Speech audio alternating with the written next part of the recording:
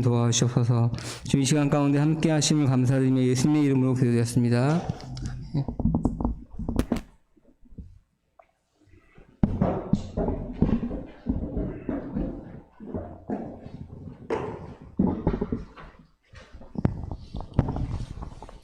하나님 말씀 보겠습니다.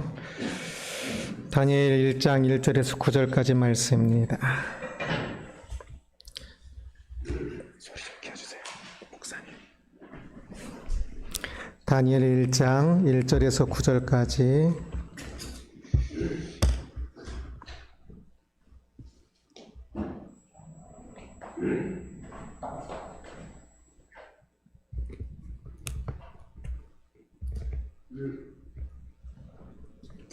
한 절씩 교독하겠습니다. 다니엘 1장 1절에서 9절까지입니다.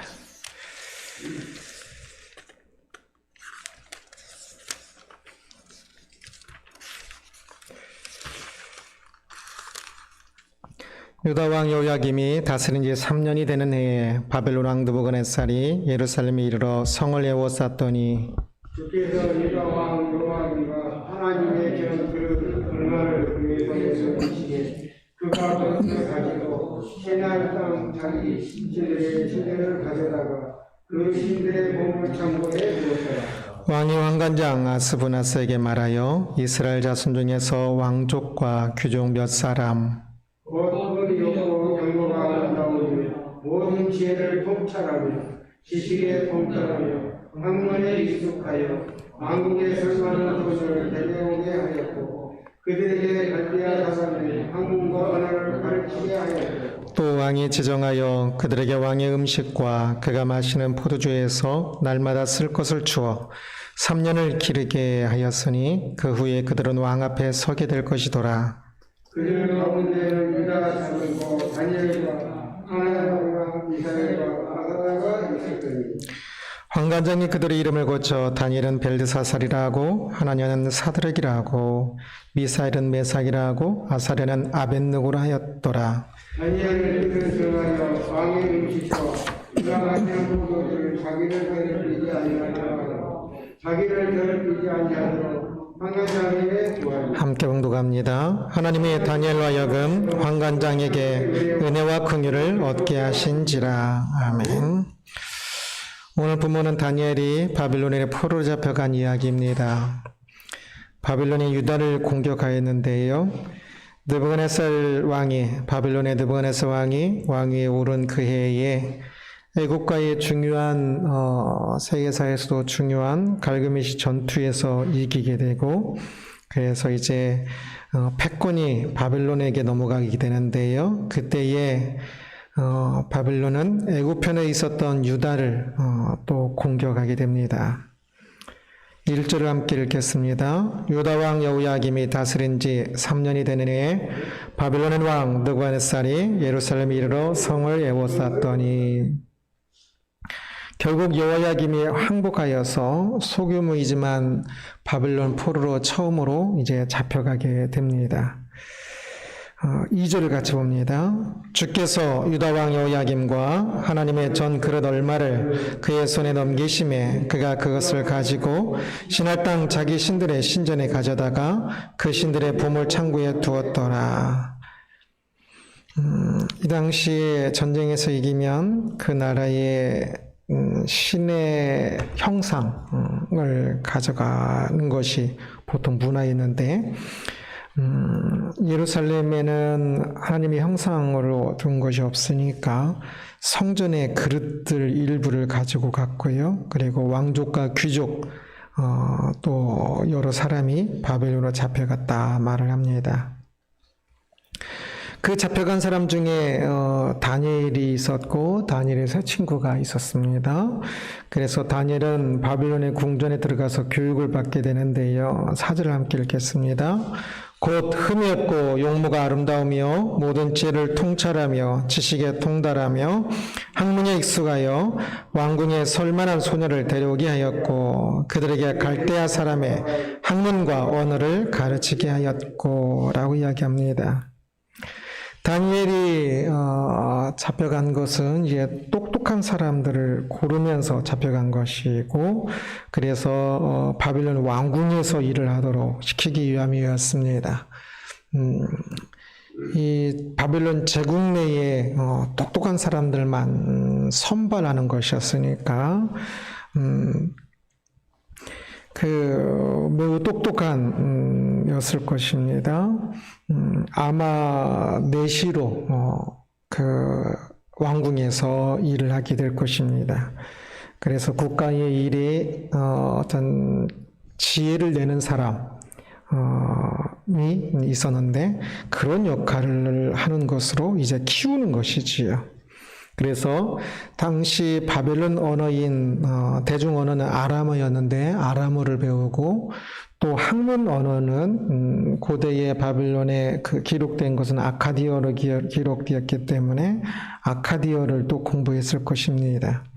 그리고 바벨론의 많은 신화를 배웠을 것이고, 바벨론의 점성술이 뛰어났는데 그러한 점성술도 익히면서 이제 왕궁에서 왕에게 조언을 해줄 수 있는 그런 사람으로 준비되어오는 것이지요. 그래서 본격적으로 일을 하기 전 견습 기간 3년 동안 이 모든 것들을 배우는 겁니다. 그래서 이 3년 동안 이러한 것들을 배우면서 그들은 완벽하게 바빌론 사람이 되고 또 바빌론 국가를 위해 일하도록 동화되는 것이지요. 그들은 이름도 바뀌었습니다. 7절 같이 읽겠습니다. 환관장이 그들의 이름을 고쳐 다니엘은 벨드사살이라 하고, 하나냐는 사드락이라 하고, 미사엘은 메삭이라 하고, 아사랴는 아벳느고라 하였더라 말씀합니다. 이들의 본래 이름은 여호와 앞에서의 신앙을 드러내는, 그래서 다니엘 같은 경우는 하나님께서 심판하신다라는 의미입니다. 여호와의 이름을, 여호와를 향한 신앙을 드러내는 이름이었다면 바뀐 이름은 바빌론의 신을 드러내는 이름입니다. 그래서 이제 항상 듣는 이름도 다니엘은 다니엘이라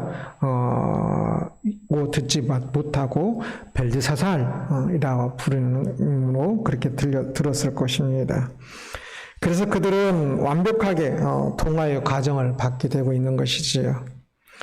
사실 바빌론에 동화된다는 것은 이 다니엘이나 이곳에 있는 사람들에게는 개인적으로는 뭐 나쁜 일이 아닐 겁니다. 선진 학문을 배우는 것이고 또 가장 화려한 궁전에서 사는 것이지요. 그래서 동화되는 것은 다른 말로 하면 출세라고도 할 수 있을 것입니다. 이들은 출세한 것이지요.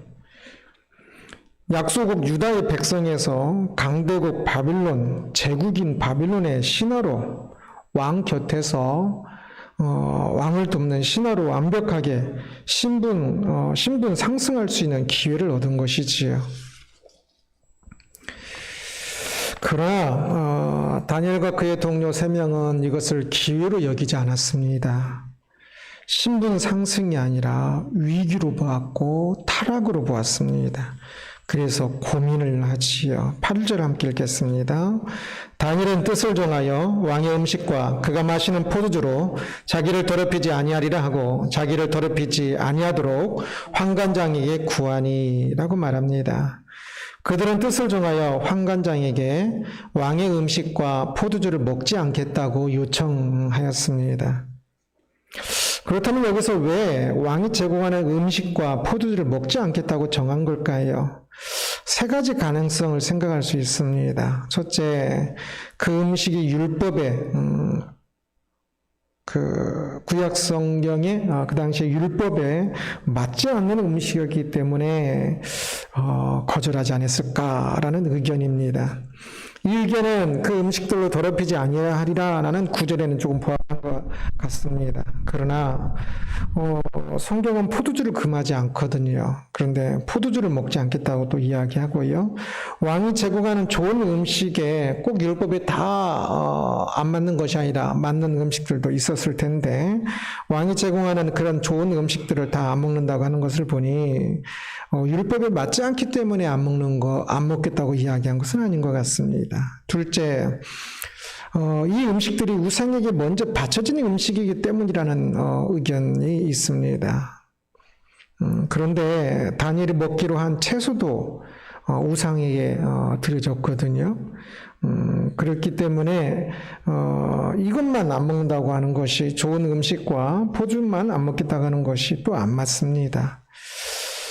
그래서 셋째 의견이 있는데 칼빈도 이런 의견이고요. 그리고 최근에 이제 학자들도 대부분 이 의견일 거다라고 제가 본 책들은 주로 이야기를 하더군요. 소박한 삶에 대한 선택이라는 것입니다. 이것이 제일 가능성이 있어 보입니다. 다니엘과 세 친구들은 바벨론이라는 화려함에 빠져서 헤어져 나오지 못하는 일이 벌어지지 않도록 스스로를 제한하고 있는 것입니다. 왕이 제공하는 좋은 음식과 포도주가 아니라 제한된 음식을 먹음으로 그들이 스스로 음식을 제한하고 소박한 음식을 먹음으로 그들이 배부른 돼지가 아니라 하나님 앞에 선 가난한 자의 모습을 유지하고자 하는 외로운 싸움의 시작이다 라고 할 수 있을 것입니다. 그들을 먹이시는 분은 바벨론 왕이 아니라 하나님이라는 것을 이 음식을 먹는 것으로 그렇게 고백하는 것이지요. 그들은 그들의 의지와 상관없이 바벨론에 포로 잡혀왔고요. 이름도 바뀌었고 바벨론 뛰어난 학문을 배웠습니다. 그들이 접하고 있는 화려한 문화는 이들은 지금 10대인데요. 10대 중반 정도 될 겁니다. 이 화려한 문화는 10대 중반인 그들의 마음을 잡기에 충분했을 것입니다. 그러나 그들은 그러한 모든 것보다 하나님을 믿었고 경외하였습니다. 지금 조국 유다는 풍전등화였지요. 이제 언제 사라질지 모르는 상태였고요. 이들이 바빌론에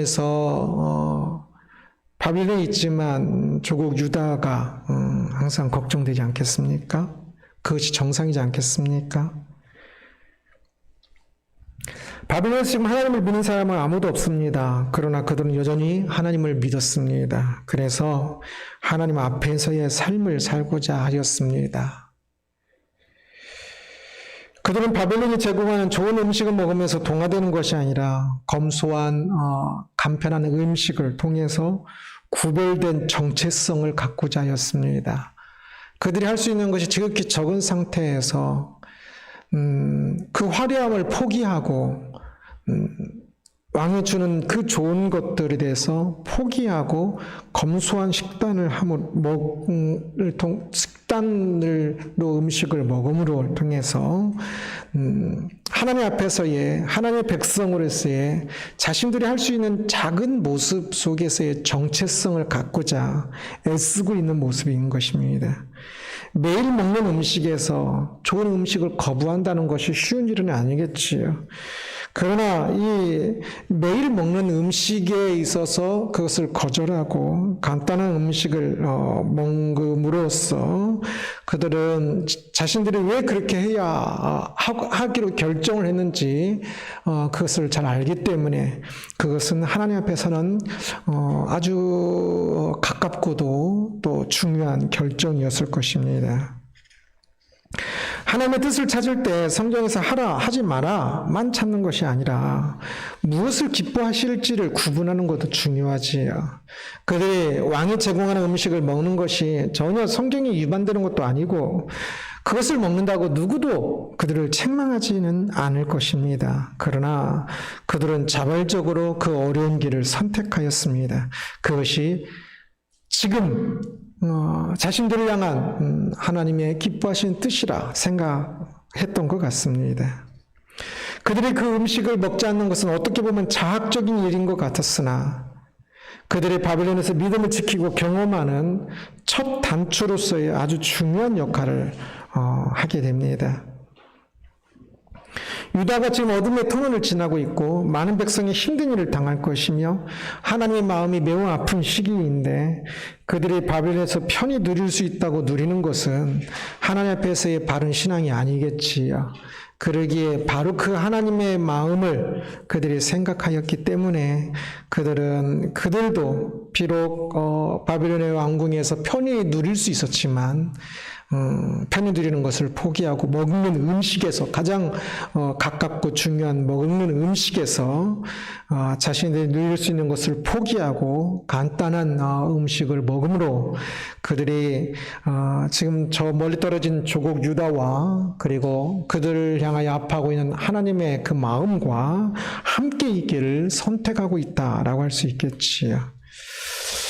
오늘날도 마찬가지입니다. 우리는 할 수 있는 권리를 가지고 있지만 자발적으로 하지 않아야 할 것이 무엇이며 하지 않아도 되지만 자발적으로 해야 하는 것이 무엇인지를 구분할 수 있어야 합니다. 다니엘과 그 친구들은 유다가 말씀을 어김으로 그들의 조국 유다가 하나님 말씀을 어김으로 하나님의 심판으로 이 무너지는 그 서막이었던 첫 바벨론 포로로 와 있지요. 계속 거대한 일들이 일어날 것입니다. 바벨론이라는 이 세속 나라는 그들에게 거절할 수 없는 거대한 산이었고요. 그러나 그들은 거대한 세속의 바람 속에서도 하나님의 백성으로서 아주 훌륭한 길을 걸어가게 됩니다. 하나님 앞에서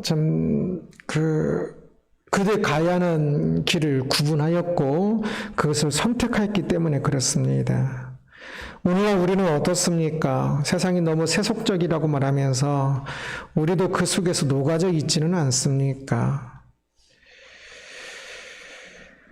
우리는 그냥 어려움이 없으니까 나는 어려움이 없으니까 그냥 또 그 속에서 그냥 주저앉아 있지는 않지요. 우리는 세속의 바람이 거세면 거셀수록 우리가 가야 하는 믿음의 길이 더욱더 확실하다는 것을 알아야 합니다. 우리가 뜻을 정해야 하는 것에는 무엇이 있을까요? 세속의 바람에 속절없이 주저앉지 않기 위해 힘든 결정이지만 결정해야 하는 나의 결정은 무엇일까요?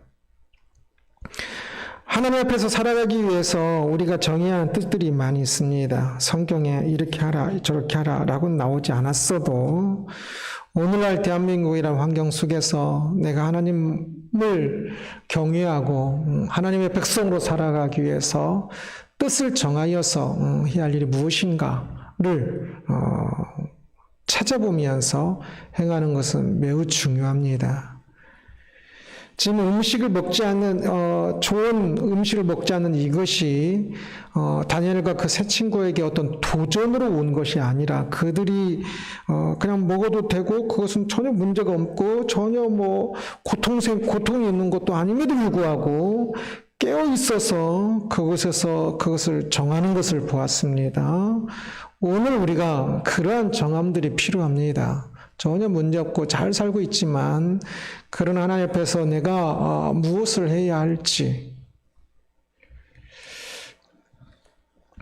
엄청난 시련을 만났으나 그 세속의 바람에 굴복하지 않고 유혹되지도 않고 하나님 앞에서 삶을 선택하고 있는 다니엘과 친구들을 보았습니다.